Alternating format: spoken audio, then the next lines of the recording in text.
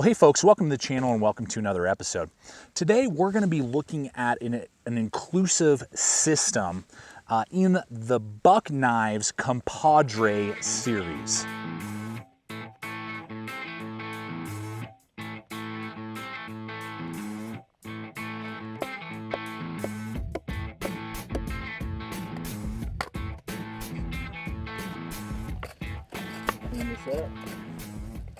Now the concept with the Compadre is that you get a hatchet, a larger splitting fro is what they call it, or larger chopping knife, and a compact camp knife.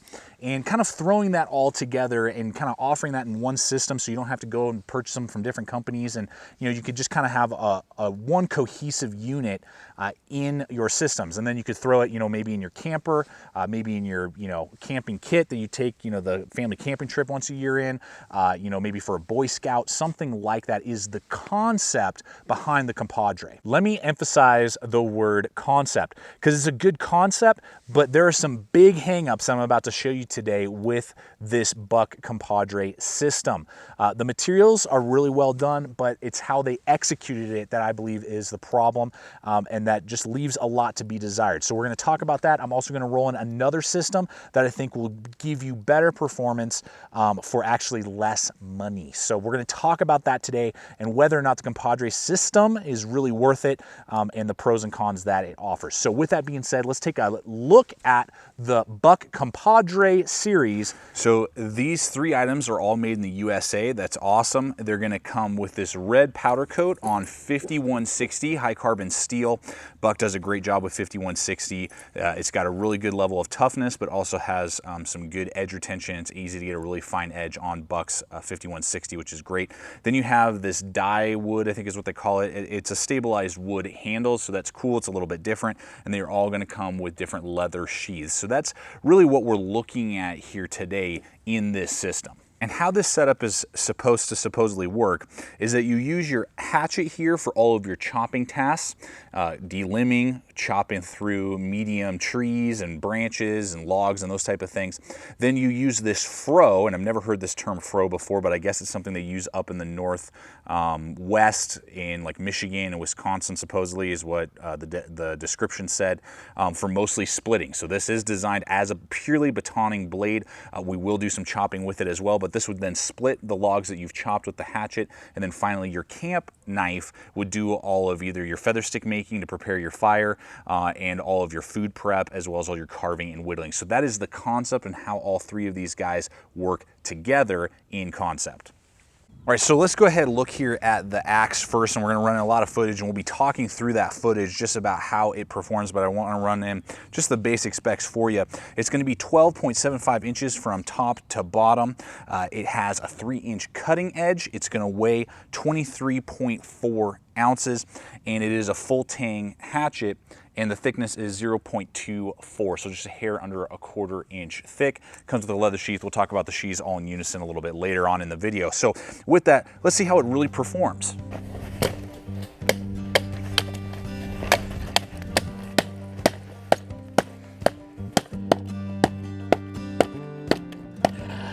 It's literally doing nothing, dude.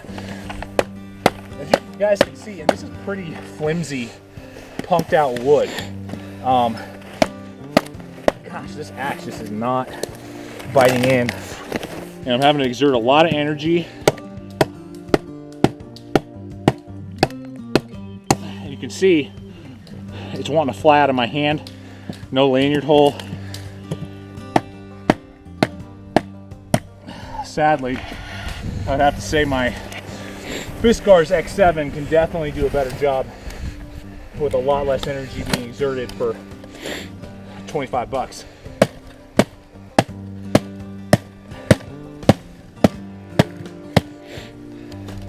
And again, this is not hard wood at all. You can see, I mean, this is pretty weak wood. This is probably an aspen. And this thing, I'm exhausted with this axe.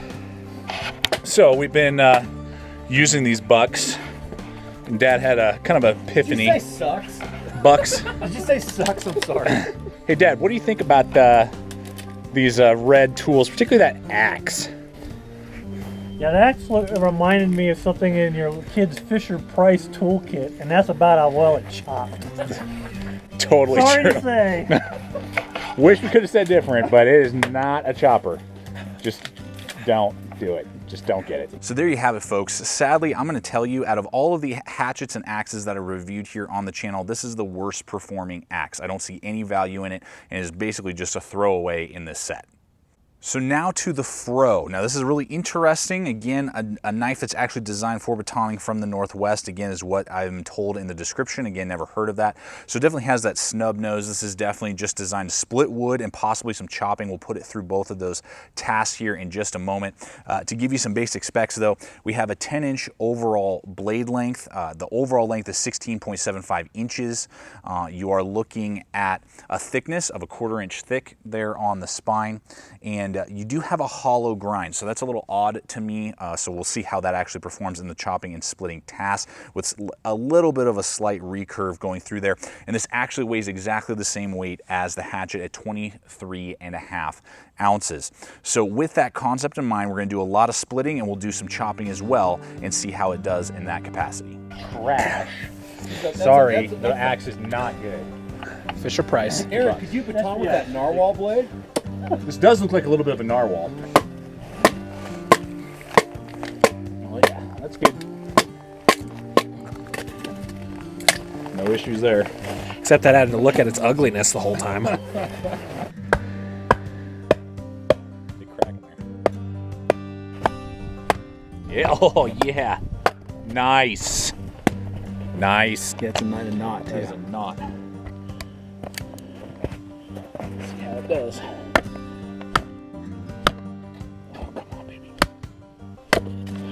Good. Well, it definitely is a good batoner. So I mean, it's designed to do that. Right. And it's good at it. It is. I mean, it's doing a good job. I felt like it was chopping pretty good. Yeah, My it's hand was moving around like doing crazy good. on the handle. No, as long as you do the flame right. Well, right. I'm saying, you put it in there for like fucking gigantic. It's Darth Vader's lightsaber. So Buck, please, this does not take much to not make sure that that edge is so sharp that you're going to cut through your paracord. The whole point of the usefulness of this blade, or whatever this thing is, this aberration, is that you can be able to keep the paracord on your arm. It doesn't. This is unsafe. Not my friend. No compadre. So there you have it. With the splitting, absolutely, it splits just as well as many of my other 1/4 inch blades. And the one complaint that we had was with this lanyard hold. If the lanyard hold was more milled out and rounded off, then this is actually a pretty decent chopper as well. Now it's super ugly and it does not connect with me in that sense, but in actual performance, it's not too bad. I would have liked to see a secondary lanyard on the back pommel there, but it doesn't offer that. So when it eats through that paracord lanyard, you're basically kind of screwed, and then it doesn't chop very well because it's wanting to fly out of your hand. Now to the camp knife, and I'm going to tell you that out of the whole system, the camp knife is really the one that connects with me the most, and they did a pretty decent job with it, and particularly with the price point that we'll discuss here momentarily. But the overall length here is 9.5 inches. You are looking at a 4.5 inch cutting edge with a hollow grind, and then you're looking at 0.16 on the thickness, full tang all the way through. You know, I like that thinness and that size blade. 0.16 is great. I love that. And then it weighs in the knife itself at 7 ounces. So with that being said, let's go ahead and see how that kind of performs and how does this knife stack up to other camp knives and how does it perform.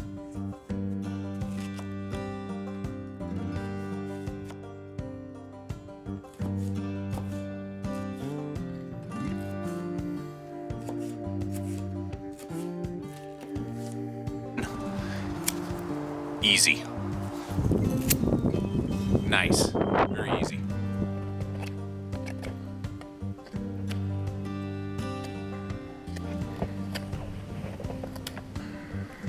Yeah, it's not comfortable. That hump gets right in the way. Good light. It's nice and fine. Did a good job at that.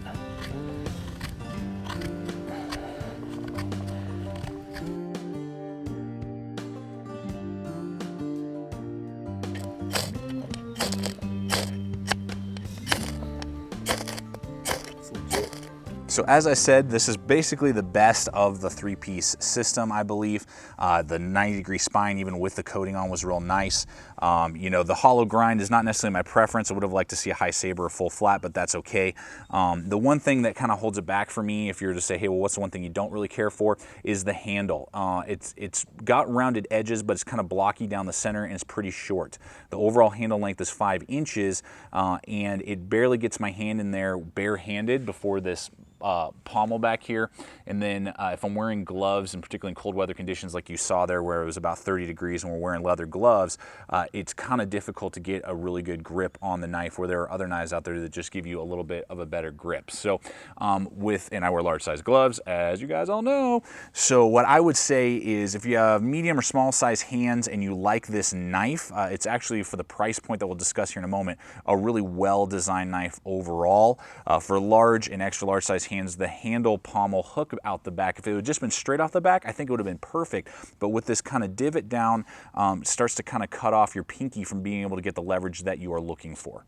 All right, so now that we've discussed the overall performance, let's just go ahead and talk through a few other things here. The sheaths, now the sheaths are really well done, good quality leather, good leather snaps, or excuse me, leather straps with button snaps. That's all great. I like that aspect of it. They've thought through it well. None of them want to kind of come off, or, you know, the blades slide out. I like that aspect on all three of these, and especially on that camp knife. That's a great leather sheath for the camp knife. So I like that aspect a lot. Now, something you may be noticing though, as you're looking at this, is that this is set up to basically have your camp knife ride on your right side on your dominant hand if you're right-handed, and then either have the fro or the axe attached to your left side. So in some ways that's a good concept, in some ways that may really irritate you depending on how you like to carry your system. So this is basically a right-handed carry, and these two are basically left-handed carry. Something else I want to touch on as well is that they give you a really good leather loop here for the camp knife. That's great. Again, really no complaints with that sheath for a leather sheath in the price range. But these two don't have any sort of loop to attach to my belt. They only give you this D-ring, and basically kind of like forgot to give you the leather attachment to put on your belt. So if this had just had this style loop attached right here, that would have been fantastic, and I really wouldn't have had too much to complain about, aside from it's a little goofy to have it on the left side in my opinion, and be left-handed setup. But with just these D-rings, now I have to come up with something myself. Use paracord, leather lashings, carabiner, something like that, and it's just somewhat perturbing that they have thought that this far into the design and high quality leather, but then forgot to put leather loops on the axe and on the fro. Okay, so not only in the performance, but also in price point is really where things come to a head with this buck system. So I'm gonna have a lot of links below, not only to Amazon, so you can check out the links to all these buck products if there's something that you like there in the series, or you're like, you know what, I wanna give this whole set a shot, or in what I'm about to show you, you like what you see here as well. I'll have links to them, as well as links to the previous reviews on these three products over here that we're about to discuss. So there's gonna be a ton of links below. When you use those Amazon links, they hyperlink you over there. That's always a great way to help support the channel. So first, to the buck system. I went to Amazon, and if you hunt around, you can maybe find them for a little bit cheaper. But I just went to Amazon, put all three into my cart, and I got a total cost of $206 for all three items. Ballparking, you're looking at about 60 bucks for the knife, 70 for the axe, 90 for the fro. And that's a lot of money. So basically $200 to drop on a system that, in my opinion, just isn't cutting it, particularly for that price. So I went to Amazon and I said, let's pick 3 items that I would like, and what would that cost me? So this would be an amazing setup, and I wanted to stick very similar in size and and those type of things. So I went with a BK16. That'll run me about 70 bucks. Now this is my tricked out version. I went with Husqvarna 13-inch axe. This is a fantastic axe, and is going to like blow out of the water the hatchet on the buck. I mean, just splits wood, chops wood, it's fantastic. And then we went with an Ontario SP8, very similar in kind of size and dimensions to the fro. And this total in the cart, and this is about 40 bucks, this is about 50 bucks. So total amount was $160 in my Amazon cart when I went to Amazon, put all 3 of these guys, and I think these guys heavily outperform the buck system. So you're saving yourself about $45. That leaves you enough to get the upgrade for the micarta, and then you could basically do the tricked out BK16 that we've done before, and I've showed you how to build in the past. So there you have it, folks. Between these two systems, this one heavily outperforms the other and is going to save you about $45 and is really a no-brainer in my opinion. So as we begin to bring this video to a close, it's just really sad that Buck has a really good idea, and I think with some fine-tuning and some tweaking, they could really have a really good system, and the materials are really well done with the leather sheaths, the wood handles that they decided to go with in the 5160s, all great USA made, but there's just a lot of design flaws in their system. So folks, in conclusion, I hope that you've seen what could have been. You know, the word compadre means friend, and I gotta say that this Buck Compadre series really isn't my friend. There's just leaves some things to be desired. There's just, even the color combinations, some of the stuff just doesn't really connect with me. And really the only thing that I believe is really worth purchasing is the camp knife. And that's actually a really good deal, has pretty good ergonomics, great steel, and you know, is definitely a good camp knife for the price. So that's really the only thing that stands out to me, and it's basically a 1 out of 3. So with that, I would say that this is not a compadre or friend to me in my systems that I build, and I would recommend going with the other system that we discussed. I think you're going to get a lot more performance for less money. So as always, guys, thank you so much for checking out the channel. I hope that this video has helped you out with your systems and building your systems. Always remember, please, to subscribe, comment, like, share this video. Love to hear your guys' thoughts on the Compadre system and the Compadre series. And check us out on all the relevant social media. Links are in the description below. And as always, remember, stay equipped, stay prepared, and we'll see you out there.